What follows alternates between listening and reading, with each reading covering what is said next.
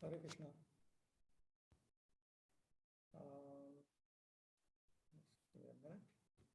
Just a minute.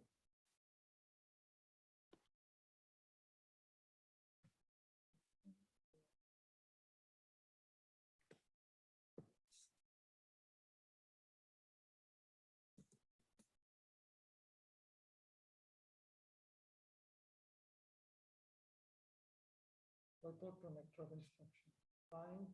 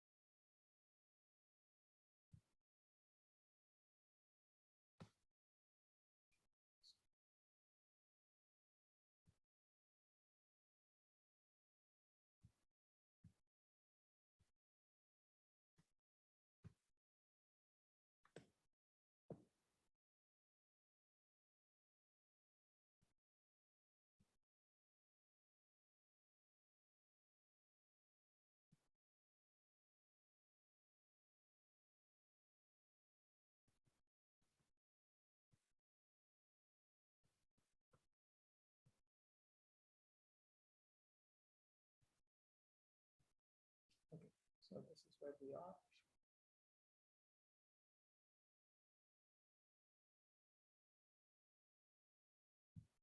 In order to intelligently apply the sixfold loving reciprocations mentioned in the previous verse, one must select proper persons with careful discrimination. Śrīla Rupa Goswami therefore advises that we should meet with the Vaishnavas in an appropriate way, according to their particular status. In this verse, he tells us how to deal with three types of devotees: the Kanishtha Adhikari, Madhyama Adhikari, and Uttama Adhikari. So we have three types of devotees. Those who are, here Adhikari refers to Bhakti Adhikari, those who are eligible to progress in pure Bhakti Yoga. Kanishta Bhakti Adhikari, Madhyama Bhakti Adhikari, Uttama Bhakti Adhikari. But since the context is Bhakti itself, there's no need to mention that. So we have Kanishta Vaishnavas, Madhyama Vaishnavas, Uttama Vaishnavas. The Kanishta Adhikari is a neophyte who has received the Harinam initiation from the spiritual master and is trying to chant the holy name of Krishna. One should respect such a person within his mind as a Kanishta Vaishnava. A Madhyama Adhikari has received spiritual initiation from the spiritual master and has been fully engaged by him in the transcendental loving service of the Lord. The Madhyama Adhikari should be considered to be situated midway in devotional service. The Uttama Adhikari, or highest devotee, is one who is very advanced in devotional service. And Uttama Adhikari is not interested in blaspheming others. His heart is completely clean, and he has attained the realized state of unalloyed Krishna consciousness. So here is a summary of the different statuses.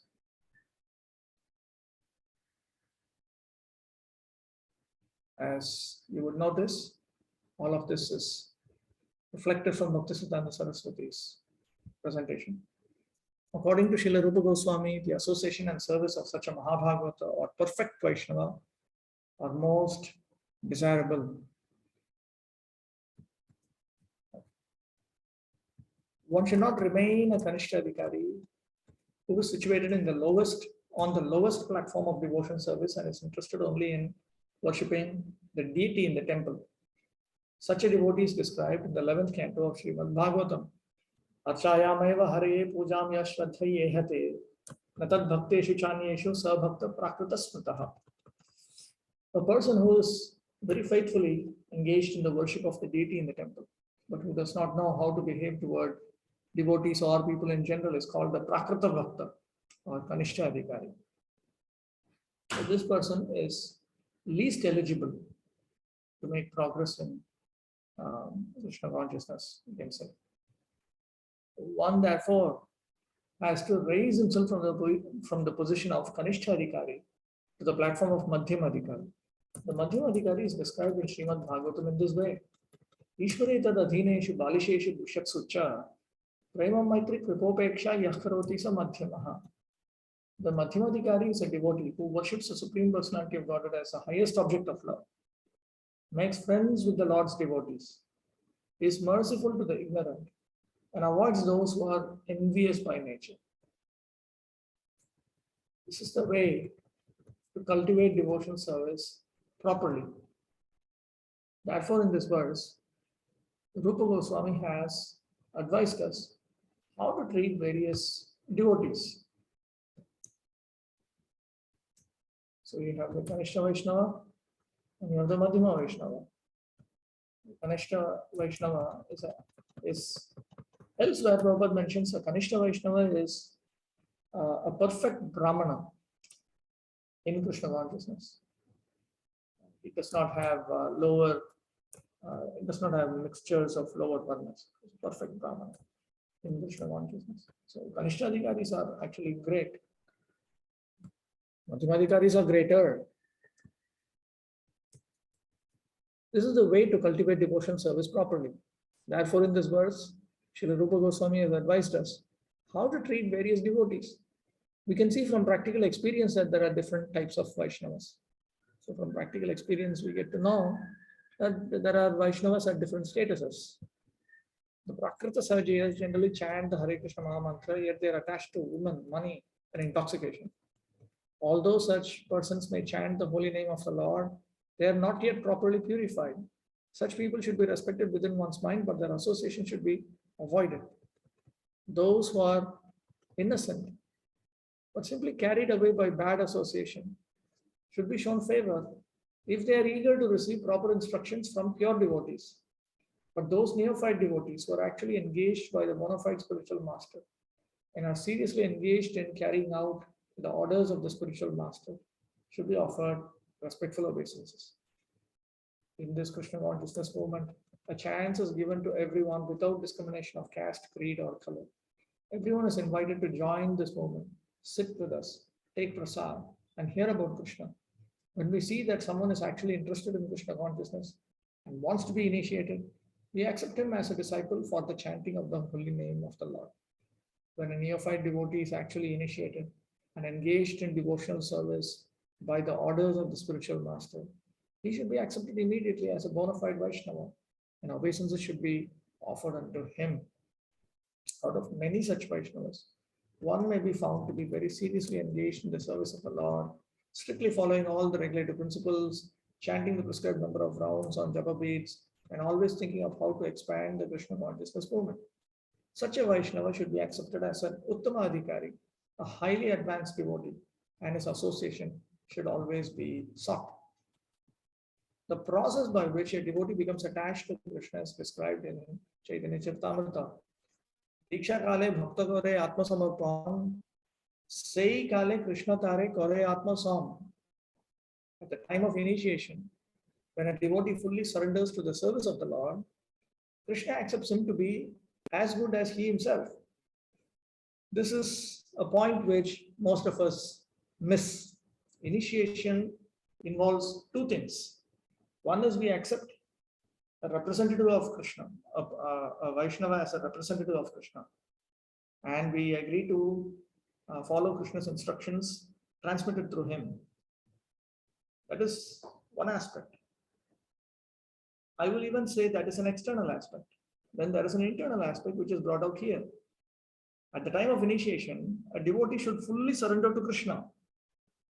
So internally he has to surrender to Krishna, and externally he accepts a representative of Krishna. A representative of Krishna is one who is obedient to Krishna's instructions and who is distributing Krishna's instructions. Krishna's instruction we know very well. So he himself is doing that, and he is instructing others to do that. Śrī Vigraharadhananityanana Shingaratanmandiramarjanadav Yuktasya bhaktamscha niyunjatopi. So uh, spiritual master engages in devotion service to Krishna, and he engages others also. So that is one aspect. But another aspect is this internally the devotee should surrender unto Krishna. Now, surrender unto Krishna is not just some words. Surrender is a science. Very elaborately brought out in the Pancharatrika scriptures. Just like when we talk about bhakti, devotion, it is not just some sentiment. Several non-devotees, they think that it just refers to some sentiment. It's not just some sentiment. It actually is a process. That's a process of devotional service. Shravanam, Kirtanam, Vishnu, Smaranam, Pada Sevanam, Archanam, Vandanam, Dasyam, Sakyam, Atmanivedanam. There are Nama Paradas to avoid. There are Seva Paradas to avoid. In other words, there are prescriptions and prohibitions, and these pertain to our attitude and our activities. Activities are not enough. Attitudes are also important. There are certain attitudes to be accepted. There are certain attitudes to be avoided. It is a whole system. So like that, Sharanagati is also a whole system, actually. Here. The teachings of Lord Chaitanya are practical demonstrations of Lord Krishna's teachings. Lord Krishna's ultimate instruction in the Bhagavad Gita is that everyone should surrender unto him, Lord Krishna. Krishna promises to take immediate charge of such a surrendered soul. The Lord, the Supreme Personality of Godhead, is already in charge of the maintenance of this creation by virtue of his plenary expansion, Kshirodvashayi Vishnu. But this maintenance is not direct. However, when the Lord says that he takes charge of his pure devotee, he actually takes direct charge. A pure devotee is a soul who is forever surrendered to the Lord, just as a child is surrendered to his parents or an animal to its master. In the surrendering process, one should accept things favorable for discharging devotional service, reject things unfavorable, firmly believe that the Lord will always protect his devotee, feel exclusively dependent on the mercy of the Lord, have no interest separate from the interest of the Lord, and always feel meek and humble. There is extensive literature on Sharanagati, each of these aspects. In the Ramanuja line, they have analyzed it in great detail because they are primarily inspired by the Pancharatrika scriptures, and Pancharatrika scriptures describe the process of Sharanagati in great detail. There are various scriptures: Ahirvudnya Samhita, Bharadwaja Samhita, if I remember correctly, Lakshmi Tantra. There are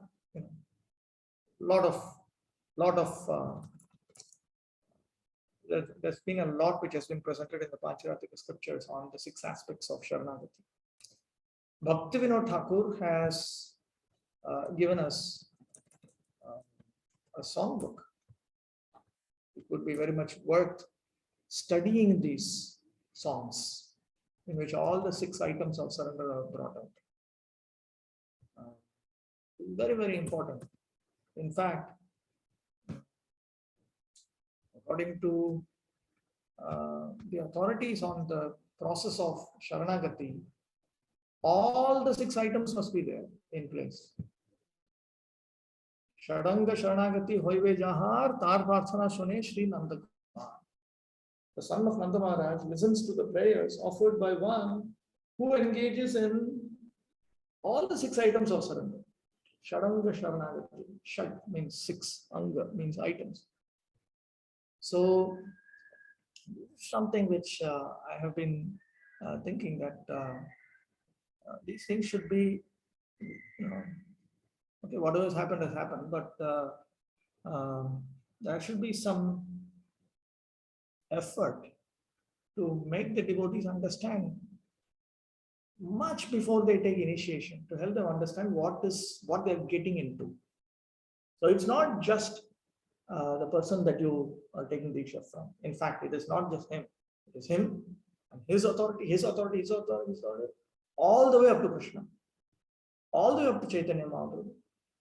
You cannot say after 10 years, oh, but I did not know Prabhupada said this, Bhaktisiddhanta Saraswati said that, Bhaktivinoda said that. That's what it means. Initiation means you are surrendering onto Krishna's representatives in the disciplic line, which means you accept that disciplic line fully. So that is one thing. Another thing is the process of Sharanagati. That should also be taught. Right now within ISKCON, before initiation, we have something called ISKCON Disciple Course. But it would be useful if several other aspects are added into the pre-initiation training. This can be locally done. You don't have to wait for the GVC body to come up with something, or this can be locally organized. Regarding the 6 items of surrender, I don't have time now, but it'll be worth studying. That book, Sharanagati, would be worth studying. All the 6 items are required. Even if one of them is missing, then it's not surrender. Anyway, there's a lot more. Diksha, or spiritual initiation, is explained in the Bhakti Sandarbha by Srila Jiva Goswami. Notice this expression, spiritual initiation. That has also come earlier.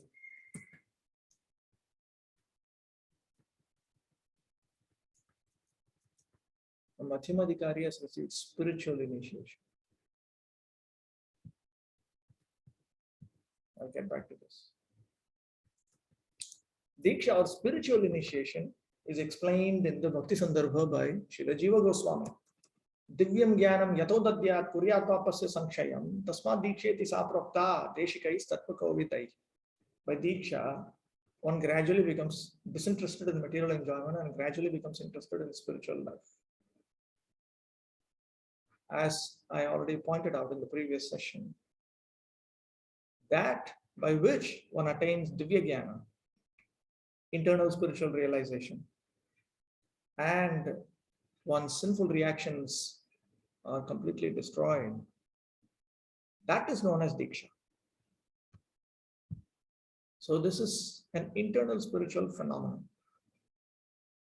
Diksha asti chet pranati vishya vajantamisham, in this current verse, refers to this. It is not just the external Pancha Samskara ceremony.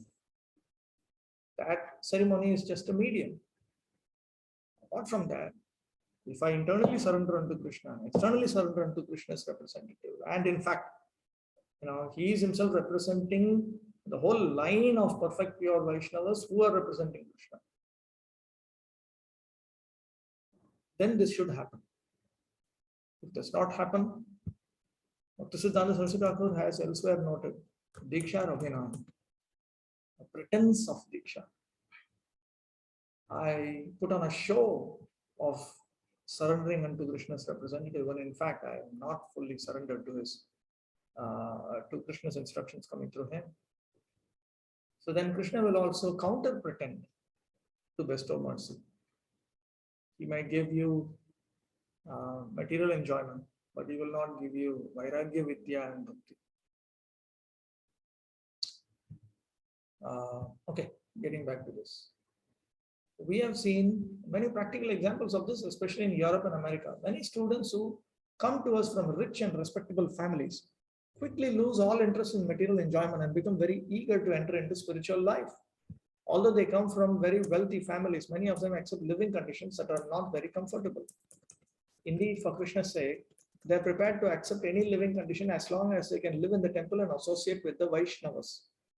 When one becomes so disinterested in material enjoyment, he becomes fit for initiation by the spiritual master. For the advancement of spiritual life, Srimad Bhagavatam prescribes tapasa, brahmacharyana, shamena, cha, damena cha. When a person is serious about accepting Diksha, he must be prepared to practice austerity, celibacy, and control of the mind and body. If one is so prepared and is desirous of receiving spiritual enlightenment, Divyam Jnanam is fit for being initiated. Divyam Jnanam is technically called Tad Vijnana, or knowledge about the Supreme. Tad Vijnanartham sa gurumeva bhi gachet. When one is interested in the transcendental subject matter of the absolute truth, he should be initiated. In other words, if one is interested in spiritual enlightenment about the absolute truth, he should be initiated.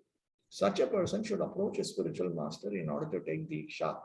Srimad Bhagavatam also prescribes, Tasmad Gurum Prapadyeta Jigyasu Śrī Upadeśāmṛta. When one is actually interested in the transcendental science of the absolute truth, he should approach a spiritual master. One should not accept a spiritual master without following his instructions. Nor should one accept a spiritual master just to make a fashionable show of spiritual life. It's not that just because my friends have taken initiation, I should also take initiation. My family members have taken initiation, I should also take initiation. Not like that. One must be jigyasu, very much inquisitive to learn from the bona fide spiritual master. The inquiries one makes should strictly pertain to transcendental science. Jigyasu Śrī Upadeśāmṛta. In other words, one should inquire about how he should, what he should do in order to become free from the anarthas and make tangible spiritual progress. The word Uttamam refers to that which is above material knowledge. The word Uttamam here. Tama means the darkness of this material world, and Ut means transcendental. So the disciple, he should not be interested in inquiring about dharma artha kama, how to attain, how to make money, how to become comfortable. Whether it is within the realm of dharma or outside of dharma, one who claims to be a spiritual disciple should not waste the time of a spiritual master with inquiries about non-spiritual subjects. Generally, people are very interested in inquiring about mundane subject matters. But when one has lost such interest and is simply interested in transcendental subject matters, he is quite fit for being initiated. When one is actually initiated by the bona fide spiritual master and he seriously engages in the service of the Lord, he should be accepted as a Madhyama Adhikari. The chanting of the holy names of Krishna is so sublime that if one chants the Hare Krishna Mahamantra offenselessly, carefully avoiding the 10 offenses, he can certainly be gradually elevated to the point of understanding that there is no difference between the holy name of the Lord and the Lord himself. One who has reached such an understanding should be very much respected by neophyte devotees. One should know for certain that without chanting the holy name of the Lord offenselessly, one cannot be a proper candidate for advancement in Krishna consciousness. In Sri Chaitanya Charitamrita, it is said, Jahar komal shraddha seikanishta jan, krame krame teho bhakto hoibe uttam. One whose faith is soft and pliable is called a neophyte. But by gradually following the process, he will rise to the platform of a first-class devotee. So, Vishwanath Chakravarti Thakur has noted in his Bhakti-rasamrita Sindhu commentary that even the Kanishta Bhakta, Kanishta Bhakti Adhikari, the one who's a third-class candidate for pure devotional service to Krishna, he has unbreakable faith in devotional service. It is shakable, but it is not breakable. Everyone begins his devotional life from the neophyte stage. But if one properly finishes chanting the prescribed number of rounds of Harinam, he is elevated step by step to the highest platform, Uttama Adhikari.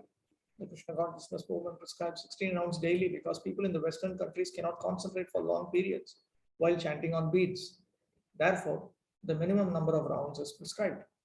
However, Srila Bhaktisiddhanta Saraswati used to say that unless one chants at least 64 rounds of japa, 100,000 names, he is considered fallen, patita. According to his calculation, practically every one of us is fallen. But because we are trying to serve the Supreme Lord with all seriousness and without duplicity, one can expect the mercy of Lord Sri Chaitanya Mahaprabhu, who is famous as Patita Pavan, the deliverer of the fallen. Prabhupada has also pointed out elsewhere that when we chant 16 rounds properly, then we'll develop the desire to increase that chant. So it's a natural process. Naturally, one develops the desire to chant more and more. That desire to chant will increase along with one's desire to serve Krishna in every manner that Krishna wants.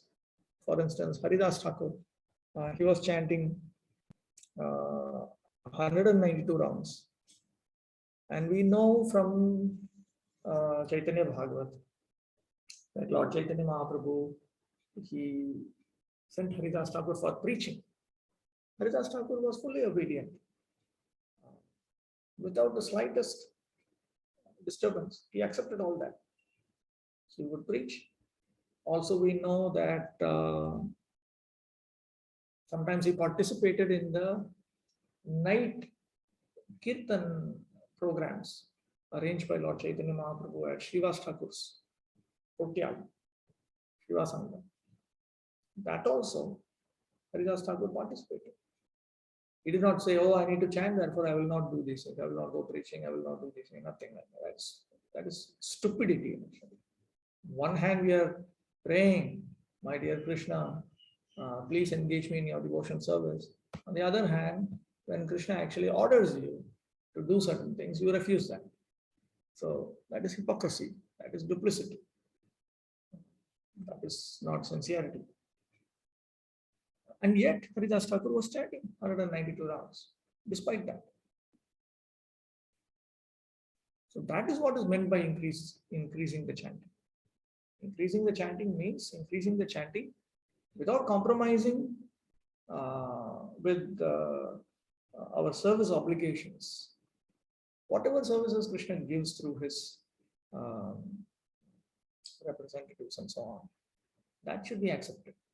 Krishna will mold the life of such a devotee to give him time to increase his chanting. If his desires to increase the chanting is free from diplomacy, then Krishna will arrange for that. And that is desirable, that is wanted actually. Prabhupada in one place, he,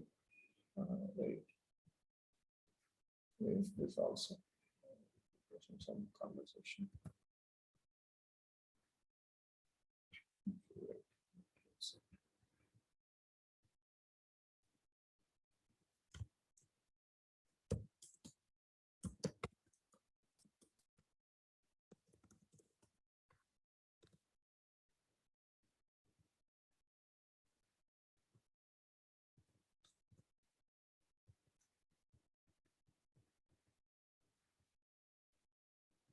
Here. Prabhupada,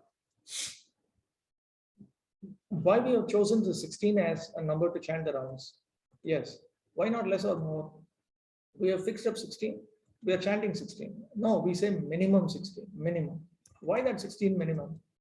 If you can, 16,000 you can go. 16 rounds is the minimum. But if you are able to chant 16,000 rounds, that is welcome. We have got so much engagement. Still we say we don't find engagement. This is our misfortune. Haridas Thakur was engaged in chanting. That engagement refers to engagement in chanting. And the prostitute came. She offered, let us enjoy. Yes, let me finish. Let me finish this chanting. So much engagement. So much he was engaged in chanting. And still we say no engagement. He refused to have sex with a beautiful young girl because he had engagement. He was engaged in chanting. First of all, let me finish my engagement. And we say we have no engagement. How unfortunate we are. Kirtaniya Sadahari. 24 hours engagement he has given, and we see there is no engagement. So Lord Chaitanya Mahaprabhu has said Kirtaniya Sadahari. 24 hours one should be chanting. And we see there is no engagement. Some devotees have fixed different number than 16. Some are chanting 20 minimum or 25. Yes, it should be increased. Is it recommended for our? But don't decrease. Don't decrease. Increase. Therefore, one number is fixed. At least this much I shall do. That is 16 rounds. But you are recommending 16 as a minimum, and some devotees are choosing 20 as a minimum. So who forbids? Who says that don't do it? They can chant. Yes, that is wanted. Because you cannot do it, therefore we have fixed up this minimum. Sankhyata, asankhyata. Sankhyata means with the count. Asankhyata means beyond count. All the time. Sankhyata means with vow, numerical strength. And asankhyata means there is no limit. So if we do everything properly, then we will be able to progress also. When Srila Satyaraj Khan, a great devotee of Sri Chaitanya Mahaprabhu, asked the Lord how a Vaishnava could be recognized, the Lord replied, Prabhu ko hai jar mukhe shuniye baat, Krishna naam sai pujya shreshta sabha kar. If one hears a person say even once the word Krishna, that person should be accepted as the best man out of the common group. Lord Chaitanya Mahaprabhu continued, Otoev jar mukhe hai Krishna naam sai to Vaishnav korihataha sama. One who is interested in chanting the holy name of Krishna, or who by practice likes to chant Krishna's names, should be accepted as a Vaishnava and offered respects as such, at least within one's mind. One of our friends, a famous English musician, has become attracted to chanting the holy names of Krishna, and even in his records, he has several times mentioned the holy name of Krishna. Prabhu was talking about George Harrison. At his home, he offers respect to pictures of Krishna and also to the preachers of Krishna consciousness. In all regards, he has a very high estimation for Krishna's name and Krishna's activities. Therefore, we offer respects to him without reservation, for we are actually seeing that this gentleman is advancing gradually in Krishna consciousness. Such a person should always be shown respect. The conclusion is that anyone who is trying to advance in Krishna consciousness by regularly chanting the holy name should always be respected by Vaishnavas. On the other hand, we have witnessed that some of our contemporaries, who are supposed to be great preachers, have gradually fallen into the material conception of life because they failed to chant the holy name of the Lord. While giving instructions to Sanatana Goswami, Lord Chaitanya Mahaprabhu divided devotion service into three categories. He stratified devotion service, Kanishta, Madhyama, Uttam. Shastra Jukti Nahi Jane, Dhrida Shraddhavan, Madhyam Adhikari Sei Mahabhagyavan. A person whose conclusive knowledge of the Shastras is not very strong, but who has developed firm faith in chanting the Hare Krishna Mahamantra and who is also undeterred in the execution of his prescribed devotional service, should be considered a Madhyam Adhikari. Such a person is very fortunate. A Madhyam Adhikari is a Shraddhavan, a staunchly faithful person, and is actually a candidate for further advancement in devotional service. Therefore, in the Chaitanya Charitamrita, it is said, Shraddhavan jan hai bhakti adhikari, uttam madhyam kanishta shraddhanusari.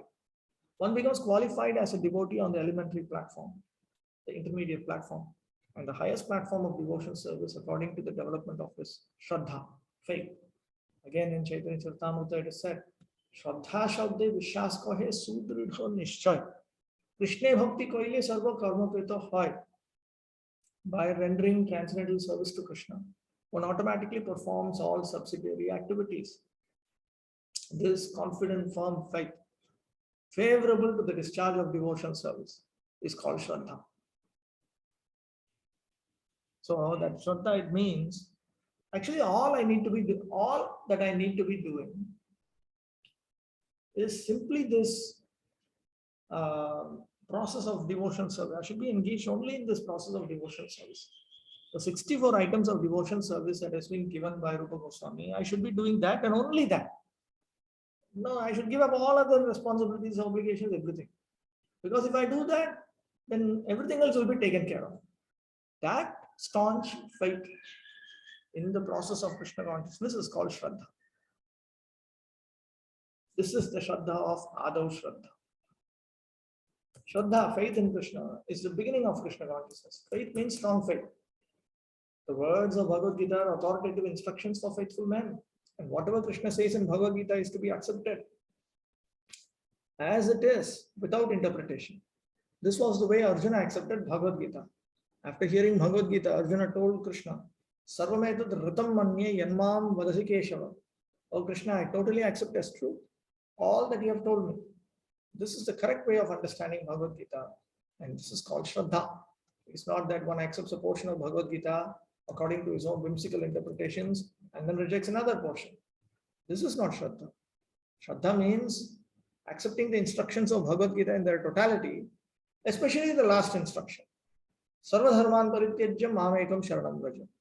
Abandon all varieties of religion and just surrender unto me. the last instruction of Bhagavad Gita is the highest instruction of Bhagavad Gita also, in which Krishna says, you give up everything else.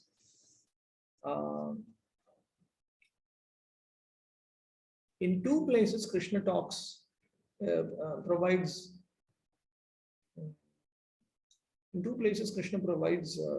this instruction. Manmana bhava madbhukto madhyaji mam namaskuru. In the 9th chapter, he says that. But in the 9th chapter, apart from that, he also says, Yat karoshi yadashnasi yajjuhosi tadasiyat yat tapasyasi kaunteya tadgurusham adarpa. So now,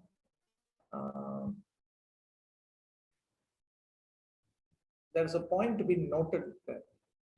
In the 9th chapter, Krishna is giving the instruction that you should do this. Manmana bhava madbhakto madhyaji mam namaskuru. But apart from that, anything else you do, that also you should offer it to me. Yat karoshi yadashnasi yajjuhosi tadasiyat yat tapasyasi kaunteya tadgurusham adarpa. But in the 18th chapter, when Krishna says, Manmana bhava madbhakto madhyaji mam namaskuru, he then says, don't do anything else. Give up everything else. Just do these 4.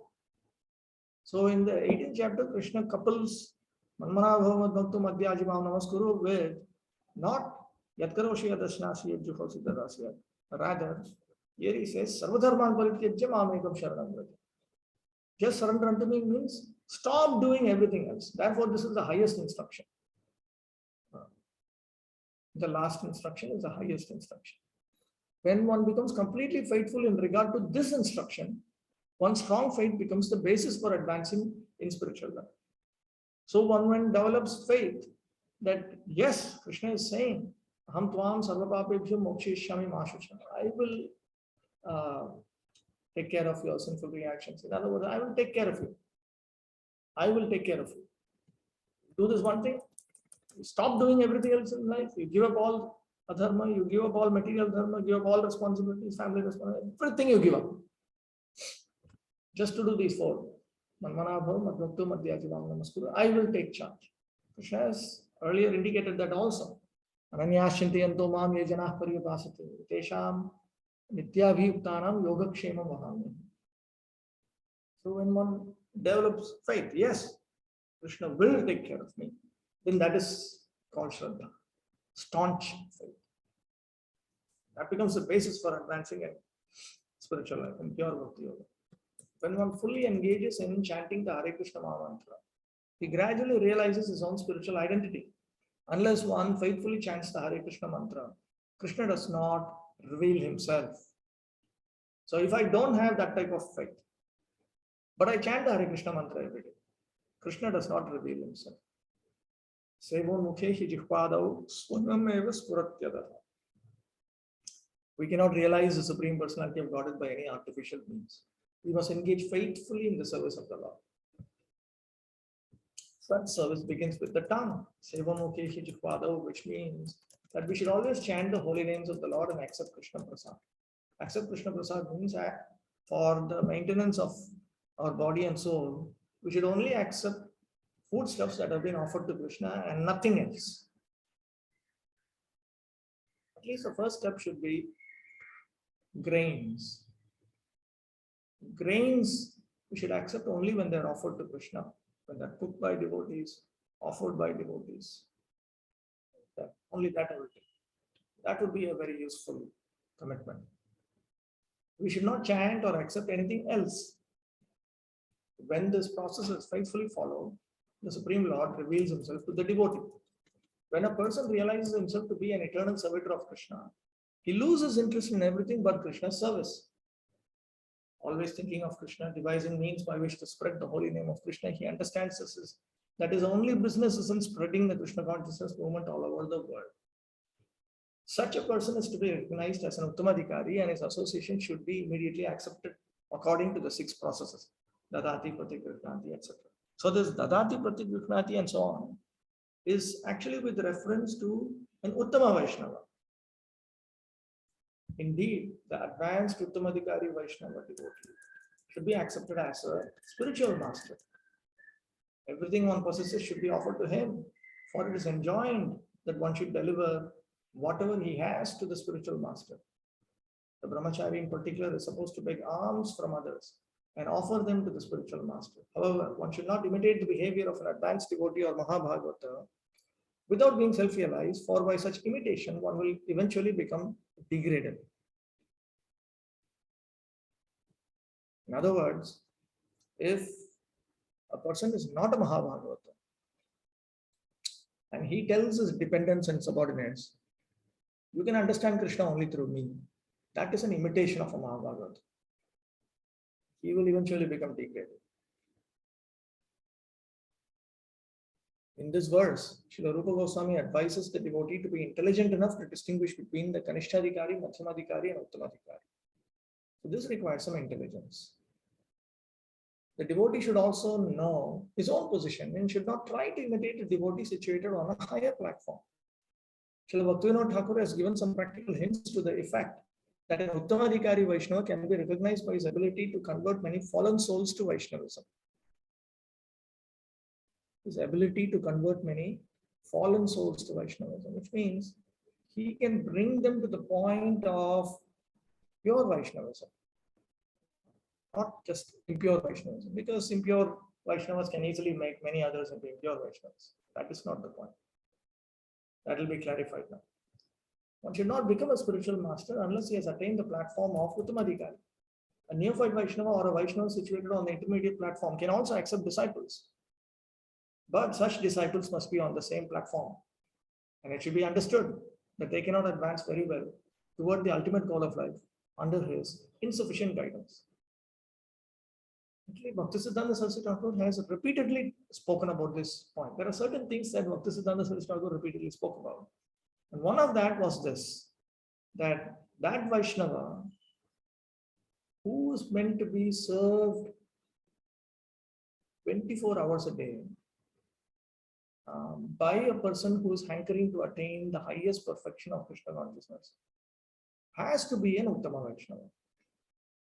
If he is not an Uttama Vaishnava and you are trying to serve him 24 hours a day, everything he is interpreting everything he is saying to be somehow inconceivably, miraculously coming from Krishna and so on, you will not be able to progress towards Prema Bhakti, because a person can only give what he has. A Madhyama Vaishnava can only make you a Madhyama Vaishnava. A Kanishta Vaishnava can only make you a Kanishta Vaishnava. Therefore, Prabhupada is writing here, it should be understood that they cannot advance very well toward the ultimate goal of life under his insufficient guidance. As long as one is Kanishta Vaishnava, Madhyama Vaishnava, his guidance is insufficient because his realizations are insufficient. His understanding is insufficient. Insufficient for whom? Insufficient for one who is seeking Prema Bhakti. It is also understood that the person who is seeking Prema Bhakti is eligible for that. I cannot be pursuing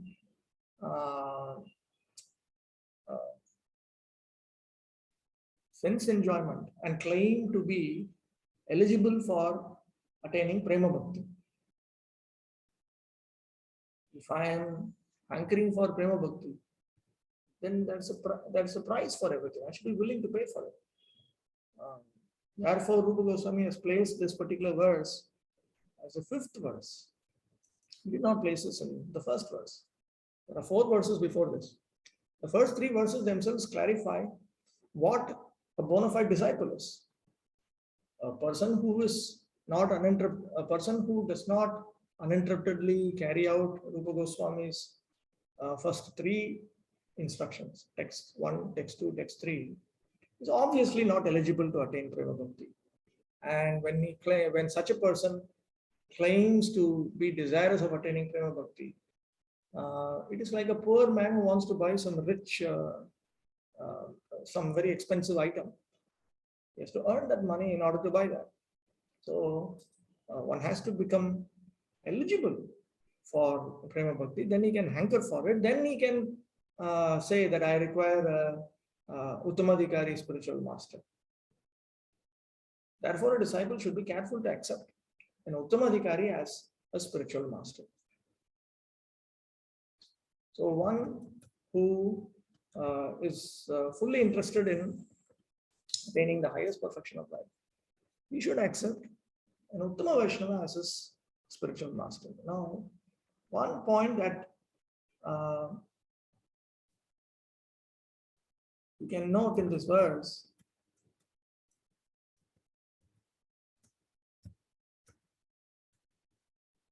I'll read the translation again.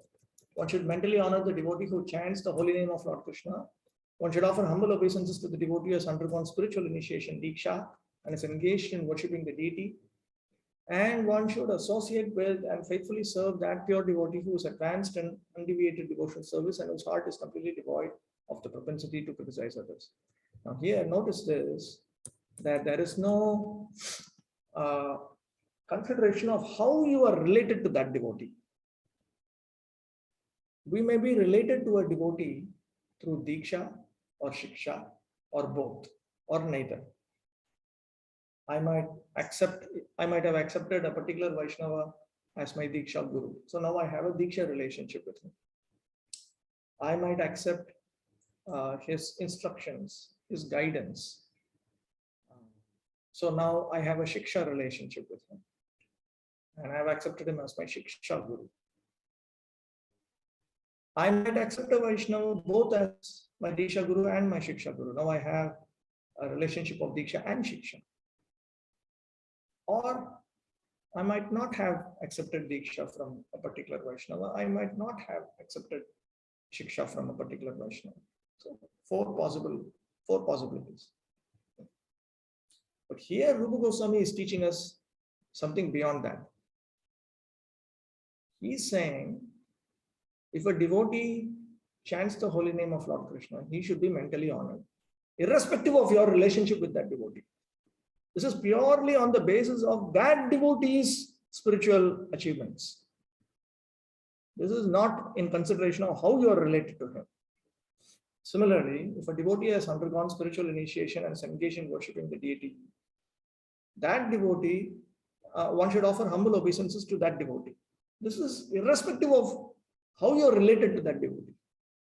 Similarly, one should associate with and faithfully serve that pure devotee who is advanced in undeviated devotional service and whose heart is completely devoid of a propensity to criticize others. This has nothing to do with how you are related to that pure devotee. Whatever may be that. Here, the instructions are all simply pertaining to the spiritual advancement of that devotee. So this requires some maturity.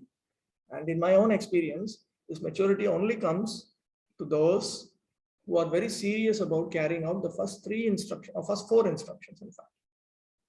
And it is a step-by-step process. At least the first three instructions, if one is very, very serious about, then Krishna allows you to understand how to deal with different devotees. And Krishna gives you the intelligence to understand how to progress in Krishna consciousness also. Okay.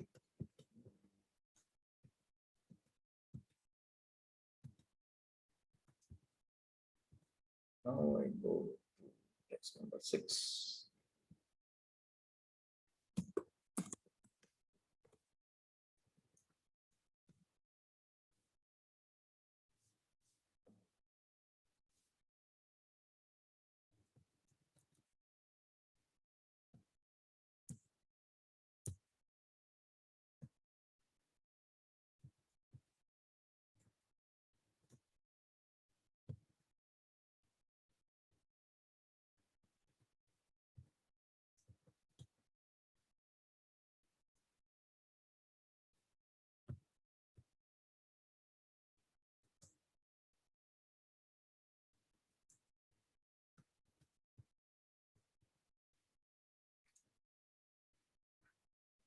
Okay. Prakrita Drishtite, Aprakrita Vaishnava Darshan hai ki. Is it possible to see an Aprakrita Vaishnava, a Vaishnava is transcendental, through material vision? he asks, I mean, that's a question he puts as a heading. And then he presents the verse. I will read out the verse. Drishtay swabhava janitay vapashascha doshai na prakritatvam hyavakta janasya pasye gangam bhasam khalu buddha phena pankai brahmadravatvam pagachati nira dharma. Being situated in his original Krishna conscious position, a pure devotee does not identify with the body. Such a devotee should not be seen from a materialistic point of view. So this is about a pure devotee. Indeed, one should overlook a devotee having a body born in a low family, a body with a bad complexion, a deformed body, or a diseased or infirm body. According to ordinary vision, such imperfections may seem prominent in the body of a pure devotee. But despite such seeming defects, the body of a pure devotee cannot be polluted. It is exactly like the waters of the Ganges, which sometimes during the rainy season are full of bubbles, foam, and mud. The Ganges waters do not become polluted. Those who are advanced in spiritual understanding will bathe in the Ganges without considering the condition of the water. So having stated how one should discriminate in dealing with Vaishnavas, now he points out how one should, what are the different ways by which we should not discriminate. We should not discriminate in our dealings with a pure Vaishnava on materialistic grounds. Rather, the discrimination should be on the basis of the spiritual accomplishments of the devotees. Iha, e prapanchi avasthita, bhakta janasya, bhagavad bhakte, swabhava janitay, nicha varna, karkashata, or alasyadi, swabhavik dosh, upashasya doshay, kadarja varna, ugotan, ida, jwaradi janita kudarshan, prabhuti, vapudosh, drishtay, aprakratatvam, prakrata drishtite, na pashye, dekhite nai, arthat, prakrata jeev gyan korite nai.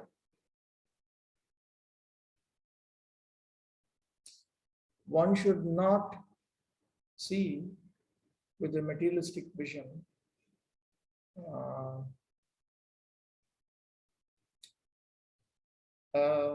Bhagavad Bhakta, a devotee of the Supreme Personality of Godhead, who is situated in this world on the basis of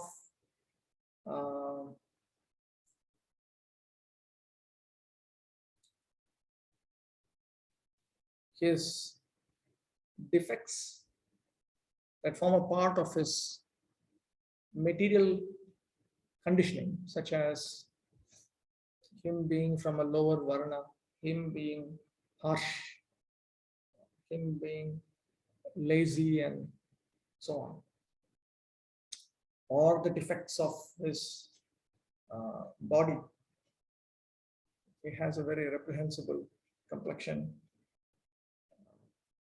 deformity, or some irregularity in his appearance due to his bodily pain, fever, and so on. One should not deal with such a devotee on this basis. Prakriti Jeev Gyan Koritena. One should not consider that he is a materialistic living entity. Yatha, just as Buddha Pena Pankai, Buddha Pen Pankadara, Gangam Bhasam, Ganga Jaler, Niradharmai, Niradharma Prabhavet, Brahma Dravatvam, Brahma Dravadharma, Arthat, Aprakratatva, Na Khalu Apagachati, Kodapi, Vrityag Gorena, Arthat, Atma Swarup Labdha Vaishnave Prakrita Dosh, Dekhite Nai. Just as the spiritual nature, Brahmadrava, the nature of Ganga being a spiritual substance, does not go away just because it also has the nature of water. with Buddha, with bubbles, foam, mud, and so on, that are naturally found in river water. In other words, Artha, one should not take into account the material defects of a Vaishnava who has attained self-realization.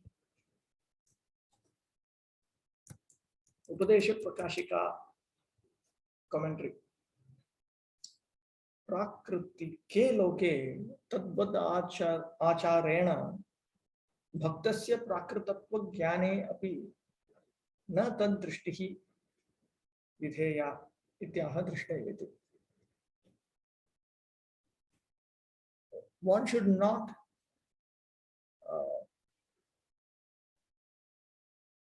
not behave towards a devotee the way one deals with the materialistic person. In other words, even if one sees these material features, one should not take that into account. With this in mind, he speaks this verse. Swabhava janitai manasai lobhadi doshai kayikaischa malinya jaradi vihi bhaktajanasya prakritatvam navashye. One may have a conditioning pertaining to his mind or his body.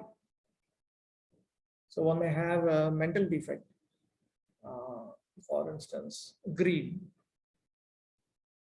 One may have a bodily defect, for instance, being unclean or old age, and so on. Lobhader Tvena Malinya Jaradescha Siddhaha Tat Sharira Asambhavatvena Tatha Drishtau Aparadha Apata. When one defines such a person in terms of that greed and similar defect of the mind, or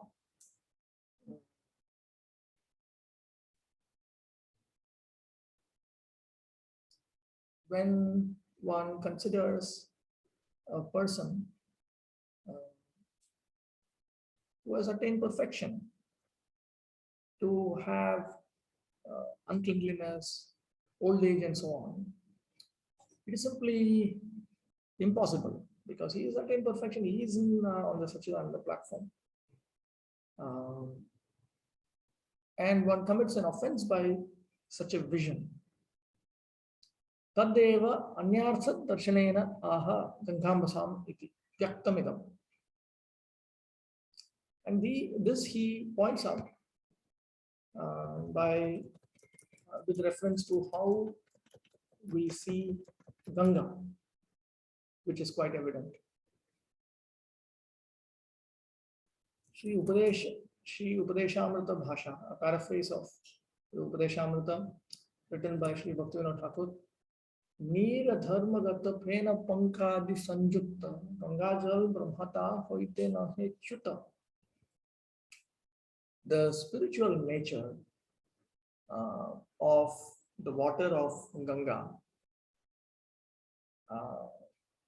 does not go away because that Ganga water has foam, mud, and so on, which are the characteristics of river water.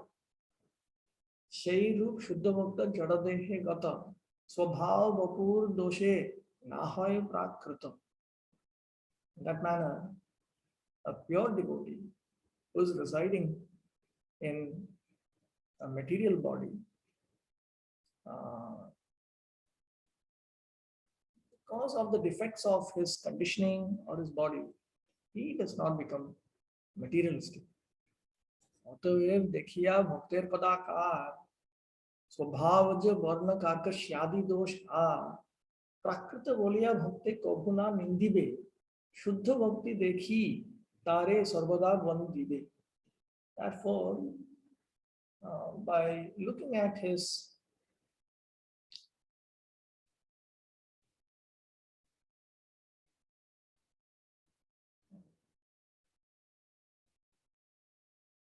deformed appearance or the defects or the defects pertaining to the varna of his conditioning, him being having a very irritating speech and so on, you should not consider that person to be a materialist and criticize him. One should consider that person to be engaged in Shuddha Bhakti. One should see his Shuddha Bhakti, and one should always offer respects unto him. Okay, I'll stop with that.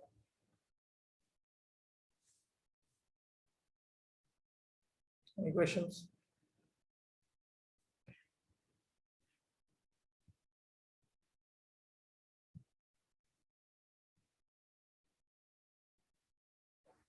Okay, no questions?